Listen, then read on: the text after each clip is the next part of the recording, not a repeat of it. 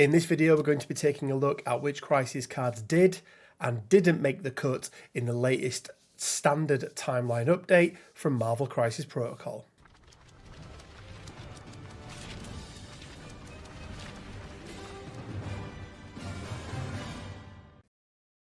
Hey guys, Rich from Richmond Gaming. Hope everyone is doing fantastically well. And this video is going to be a little bit of a follow-up from the video that I did yesterday. It went out quite late yesterday, so maybe you saw it today. But so another video for you if that was the case. So bonus video. As I sort of pondered in that video, if you haven't seen it, is it Uncle Adam says Pachow? So if you haven't seen it, go and watch that. We break down each brand new Crisis. And as we've heard from other sources, and this is why it gets a little bit difficult sometimes to keep track of absolutely everything. I believe this was spoke about on either a podcast or a forum or something like that. We know that not all of the Crisis cards from the new box are going to be legal in standard timeline format. I'll explain exactly what that is in a moment. And we also know that, as we sort of discussed yesterday, as some of you guys put in the comments yesterday, we are going to get some cards rotated out. So let's go ahead, let's jump over and let's take a look at this latest panel to play. Okay guys, so Marvel Crisis Protocol using War of Kings Crisis cards. Welcome to another Atomic Mass Games transmission. The upcoming release of CA13 War of Kings character and Crisis card pack brings 10 new Crisis cards. We're not going to go through each ones, right, but 5 of each. We've already been through all of the cards. Here are all of the extracts. For some reason, I don't believe they've shown the secures, which is very, very strange indeed. But it says each of these Crisis cards also offers another option from normal play. With more than 15 of each secure and extract cards, there are more than 200 combinations. Is there more than 15 of each, even with the ones that they've rotated out? Are they including the ones that they've rotated out?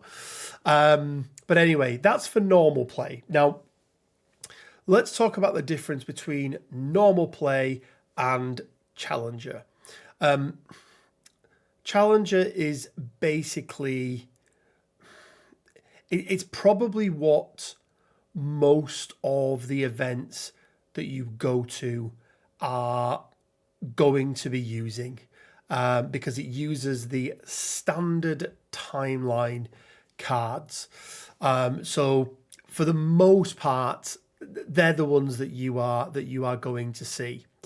So let's go through them because we have had some rotated out. Let's look at what's made the cut. So first of all, Alien Ship is still there. We've still got Cosmic Invasion. We've still got Deadline to Destruction. Is that the new one? Is Deadline to Destruction one of the new ones? I think it is. That might be the one where you blow the different ones up. Deadly Legacy Virus is still there. Deadly Meteors is still there. Fear Grips is still there. Guardian saves Shi'ar Empress in style. That's a brand new one. Infinity Formula is still there. Inhumans, that's a new one. Intrusions is still there. Mayor Fisk is still there. That's really interesting because one of them, and I can't remember which one it was now, but one of them was very, very similar to Mayor Fisk. Emkran Crystal gets Heroes Home. That's another new one. Mutant Extremis is still there. Mutant Madmen is still there. Riot Sparks is still there. As you'd expect, all of the core box ones look like they are staying. Scientific Samples is a new one. Skrulls Infiltrate World Leadership is still in. Spider Infected is still there. Struggle for the Cube is still there. Superpowered Scoundrels is still there. Terrigen Canisters, which is another new one. Montesi Formula is still there. Unexpected Guests, that's the one I believe that is. Oh no, that's that's not the one that's very much like Fisk. It's the Wedding Party is the one that's very much like Fisk. So this list can also be found in the Challenger's web document. Now, there is a problem, because if I go to said page and I go to Challenger event document and we open it up, unless they've changed it in the last minute, there we go, effective 01/27, which for everybody else in the world is 27th of December, 27th of January. And if we look, the list actually hasn't been updated. So yeah. Anyway. So there is one. Oh, okay. Ship security breach in Royal Rescue is not being included in the standard timeline because it was designed to pair with Guardians Save Shia Empress in style. And the effect of the crisis card is not interesting enough when it is paired with a secure crisis card that does not have an interact ability. So let's just quickly jump over to Cerebro. Let's just browse here. Crisis. And let's just double check the name of that one. Ship security breach. Got a sneaking suspicion. Okay, there we go. That is why. So this is the 20 threat one, and this is the one where you gain a power after you interact with an objective token. I gather that makes sense. Right? If there are no objective tokens to be able to interact with, then kind of what's the point in it? It's just four VPs on the board that do absolutely nothing, right? So yeah, I think I'm okay with that one not being in. I think it probably makes sense. So that's one that we know isn't there.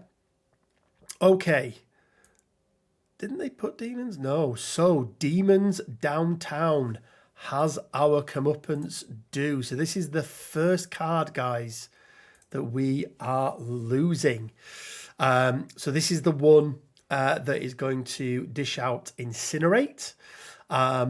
This was a bit of a favourite of mine. I liked being down the middle. I liked fighting. So yeah, I think that one is a bit of a shame. Because I did quite like that one. Gamma Wave has also gone. So for anyone that can't remember Gamma Wave, this is what Gamma Wave is. It's the 15 threat down the middle. This already had a reasonably big change, 2 points. They reduced the number of VPs on offer, and they also changed the damage to be in the cleanup phase rather than the power phase.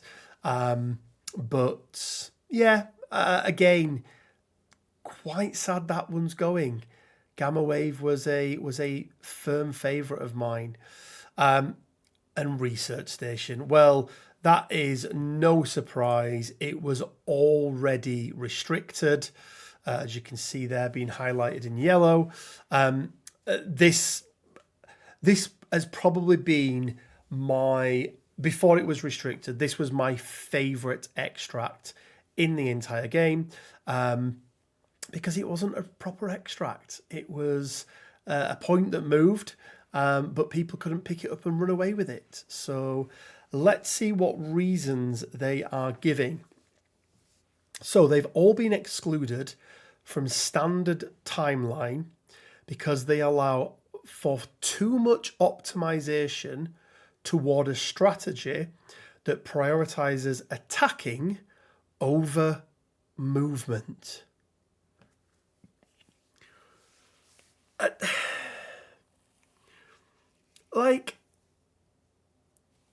Yeah, but what do we want to do in this game? It's a game about two teams of superheroes coming together and fighting over things. So I don't buy that as a reason. I mean, and also over movements, what where we think that picking something up and running away with it is good. No, I don't buy into that. Similarly, strike team secures shield relay. So let's just remind ourselves of this one. Okay, so this is the new one from yesterday. So this is the D map. This is the 17th threat. And this is the one where you got to re-roll dice in your defense rolls. That's a real shame. I thought that was pretty cool. I thought I really liked that. So yeah, okay. Okay, so that one has also gone. Portals overrun with spider people. I mean, I was never a fan of this one anyway. It was another D map. And this is the one where you rolled energy defense. And you get placed basically. So yeah, I wasn't my personal favorite. But yeah, I gather it's gone. We've got sword establishers. Yeah, I mean that's. Hang on, didn't they sword was in there? No, they didn't. So sword has gone as well. Let's just quickly remind ourselves. Sword establishes Moonbase. I mean, this is the one that is almost identical to the new one that came up. In fact, I think it pretty much was identical. So not a surprise there. Paranoia pummels populace has also gone. I mean, this was a this wasn't one that existed before. So you can see the map layout there. So this wasn't one that existed before. This was a brand new one. And this is the one where if you had one or more characters holding a disturbance or within range 2 of another allied character, you basically scored 1 VP. So that's, yeah, very, very surprised by that. So they're excluded for Stalin Talent because they allow far too much optimization towards a strategy that prioritizes movement over attacking. I mean, okay. So we're getting rid of some cards because they promote fighting over movement. And we've got rid of all the cards that prioritize movement over fighting. So what we've done is we've cut off the two ends and now we're left with down the middle. Which, don't get me wrong, to some extent, I'm fine with. But to the other extent, shouldn't you be able to I mean, let's take it for this way, right? If you have a team that is prioritized all around movement, right? That's what you've decided to do. That's the basket you have put your eggs in. And that's what you've gone for. And if you get one of these that have been banned, right? I mean, how sword is movement is beyond me because, sword was a fight because it was all so close in the middle. So I really, really don't get that. Of all the pay to flips I was willing to play as an attrition based player, sword was the only one. That was the best one. But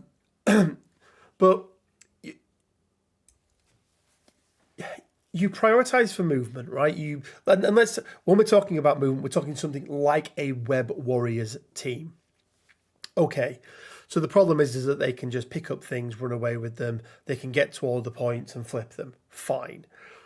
But it's still a 50-50 shot, right? Because if you win or lose priority, and that for me is the mitigating factor in this, is that priority roles exist. It's not like you pick Paranoia Pummels and you get to play it every game. So, well, what is it? It's a 50-50 chance, right? It's a 50-50 chance that you get to pick your secures or your or your extracts. So that's the first part, 50-50 chance. Now, and in reality, I would always argue that unless your opponent has got something that is horrific, that you really don't want to play, or you're in the situation where you look at your opponent's extracts and you go, we have the same extract, so therefore I'm going to take my secures, a team will often favour one over the other. One of them is often more important, right, than the other. So if I have priority and I'm running a Namor, well, I probably want to play my extracts because I know that they're going to be on the midline and I'm going to be able to run up and come back and I'm going to have an advantage. If I'm playing Kingpin's Criminal Syndicate, the secures, right? They're the ones that I'm sort of focused towards. So I'm probably going to want to play my secures. So you've got a 50-50 shot as to which one you can play, or whether or not you get to choose which one you want to play. So that already throws a huge curveball into the mix. Secondly, you then have to pick one of three cards. So, and yes, they're all three cards that you've chosen, but it might be, well, actually, now I want to go down this way of doing it, but it's pushing me to go down this way because, you know, the extract that's been chosen is this, and the perfect secure that I want, so I've got a really good secure that'll go with that extract that'll work well for me. Well, I've only got a 33.33 recurring chance of being able to get that one perfect secure. So if this was a case of, you know, you could choose, right, which, you know, I don't think it should ever be like that, but, you know, and you rolled each and then you got to choose one and your opponent got to choose one, right? So I got to choose from my extracts, you got to choose from your secures. Then, yeah, this would be a problem. But I don't see it as a problem.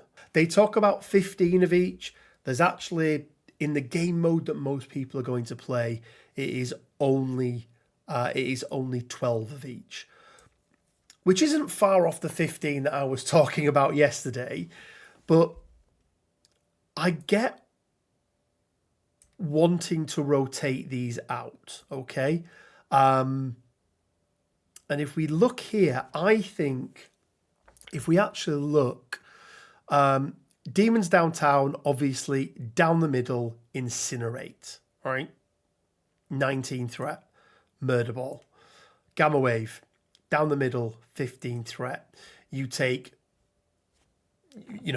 a 4, 5, and 6, or you used to take a 4, 5, and 6 with Asgard, right? You go 3 high. Researcher, similar. Researcher is slightly different because that's down the middle, but your secures can be around the side.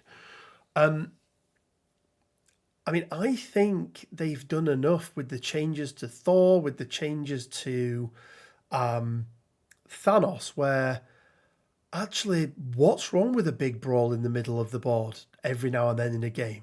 And we have to remember that, you know, this is only 2 of these 3 are secures. You still have to go and, you know, you still got to go pick up extracts. The other one has another secure with it. And then again, Strike Team secures Shield Relay. I mean, looks like it's dead on arrival. Portals overrun City with Spider People. Like, okay. Sword, I'm not having that, right? I am not having that Sword prioritizes movement over a fight. I mean, let's just go back, right? Let's go back and look at the layout of Sword. Like, it's only 15 threat, and they're in the middle. Like, they're in the middle. It's the G map. So if you're stood on one point and you've got a range 3 attack, you can attack somebody on another point. This isn't a movement-based one. But I think there's a bigger problem here, right? The problem isn't with the secures around the movement. The problem is allowing certain characters, very low threat characters, I might add, to be able to make range X placements on top of 2 medium or 2 long moves, to be able to pick something up and run away with it without a knock-on effect of, if you place yourself within range 2, but you have to drop, anything that you're holding. So, I mean, if we go to, and I can't believe I'm saying this, but Gwenpool, right? Gwenpool. Travel through gutter space. Cost 2. If this character is not holding an objective token, place it within 3 of its current position. Why do we have characters like Miles?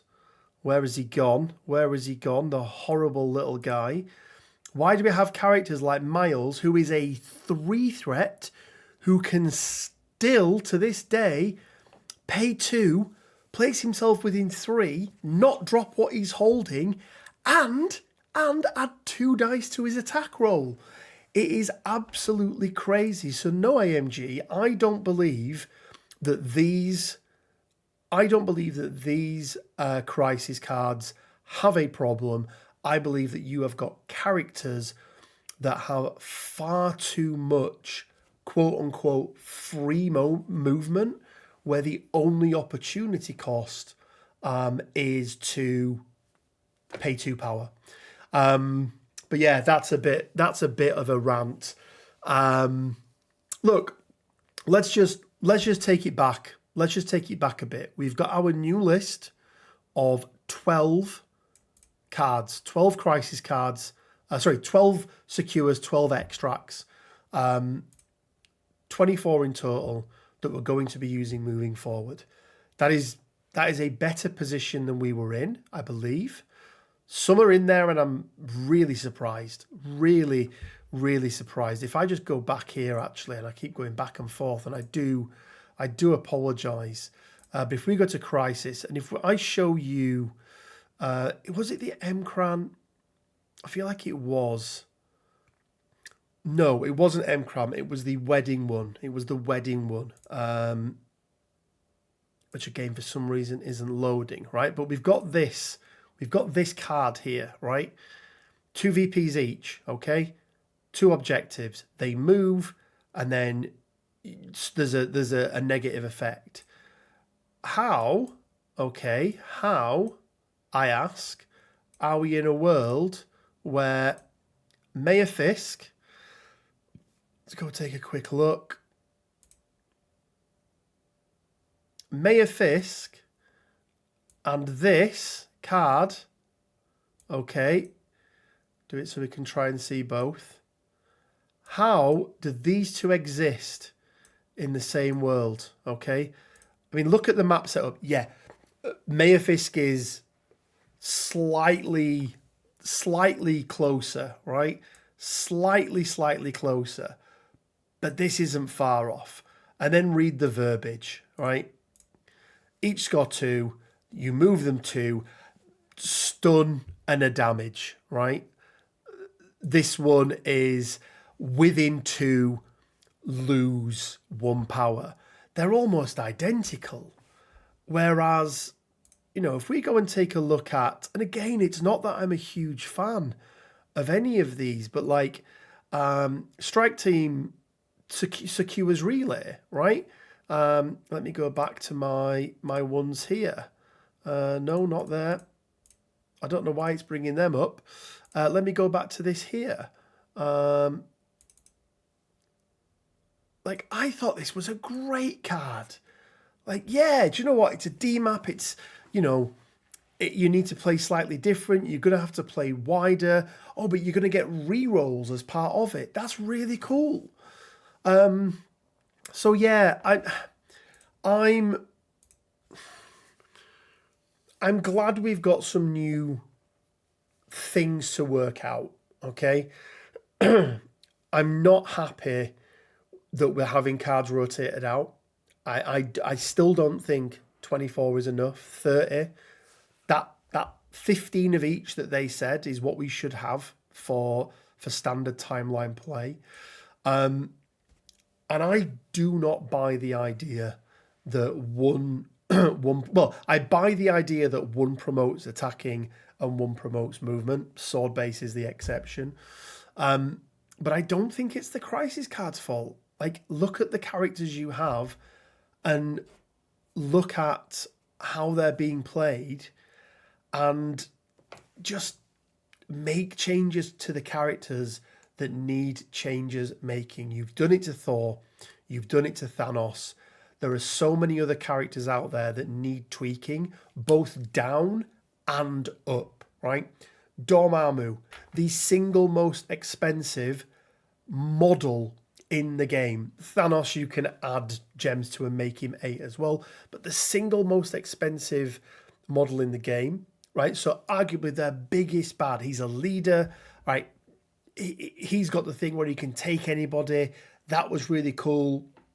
People can do that now as well. Yes, Hellfire Club's been taken away, but like, make him playable. Sentinels, you've got 3.5 models in an entire affiliation, but the models that you've got are just not good enough. Like, make the changes needed. And I'm really hoping that at Adepticon we get changes to these characters.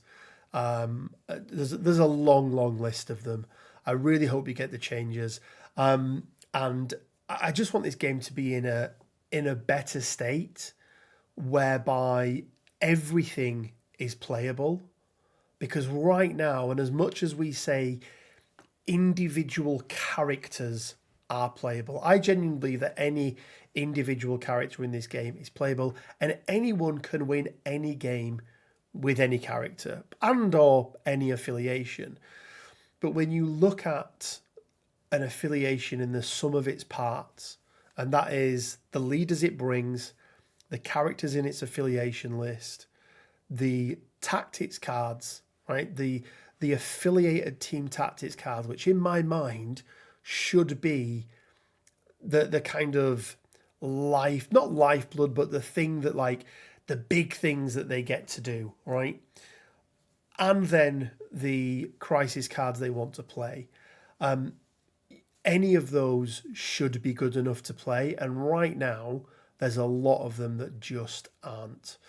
But yeah, we're going to leave it there, guys. This video turned out to be a much rantier one than I thought. I was very stoked yesterday reading all of these new cards and seeing that some were going. I kind of already got it in my head, right? That's fine. But the reasoning behind why they've got rid of some of them, I just think doesn't make any sense. And I don't think these crisis cards were the root of the problem, right? Like, just don't say anything. Just go, yep, these are the 6 that we're rotating out. And also, to rotate out a card that comes in the brand new box that you're buying, like, it's just crazy. It's just absolutely crazy. Maybe, like, why did they not rotate out Fisk, right? Why not rotate out Fisk and then have this other new one in there? Like, I don't know. I don't want this to come across, well, actually, I mean, it is negative. It is a little bit negative. Overall, guys, I'm happy. I'm happy we're getting new things, but I'm just a little bit sad that we're losing some of the older things. A bit disillusioned with the excuses and the reasons AMG have given. I'm also becoming less and less confident with their ability to release a finished product. And when I talk about product, I mean a character. They're getting so many new characters wrong. And it seems to be at the moment that we're either getting characters that it feels like for every 4 characters we get released, Two of them are down the middle, fine. One of them is utterly terrible, and the other one is meta-defining and busted. Then they address the meta-defining busted ones. Dracula is one that I'm expecting to get, to get some changes to it. They never address the ones that are broken, or very, very rarely. And I just think, I get it's a lot to balance, but guys, that's your job. That is your job. I am not doing myself any favours to get back onto AMG's good list, am I? But yeah, AMG, if you're out there and you want to talk about this, I would be happy to talk to you about it. I get making a game is hard, but I also think there needs to be a bit more quality control when it comes to tuning, over-tuning, and then over-nerfing of characters before we see them, which will cause far less ripples in the meta. It will cause far less people to leave the game because they've had bad experiences. And also, I also think people get a little bit annoyed when their favourite character gets released and they start playing with them and they look around and they realise that nobody else is playing with them. And ultimately because they're not good enough. Werewolf by Night, I will give you a prime example. Guys, we're going to leave it there. That turned into a much rantier video than I thought it was going to be, so I do apologise to you at home, not to AMG. I want to give a big shout out to all of our patrons. Thank you so much for your support. It really, really does mean the world. And our YouTube members as well. I don't know why I keep forgetting our YouTube members. So big thank you to both, to everyone who subscribes and supports us on those platforms. You guys really do help with the day-to-day running of the channel. And if you do want to support us, you can do so from as little as £1 a month. Hit that join button on YouTube or go down to the link in the description for the Patreon. But as always, you don't need to do either of those things, guys. Just simply liking, commenting, subscribing really, really does help. It goes such a long way. We have a very ambitious goal of 10,000 subscribers by the end of 2025. We're about 75% of the way there. So we need a huge push up. About 50% of you that watch these videos are not subscribed. So if you could, it would really, really help. It would mean the absolute world. Big shout out to Leoda's Games, sponsored the channel. There'll be a link down in the description below for a £5 off coupon thing for the first time you order. Check out the Discord. We'll be trying out all of these new cards in some upcoming events that we've got. And as always, guys, it leaves me with just enough time to say stay well, keep safe, and until next time, bye for now.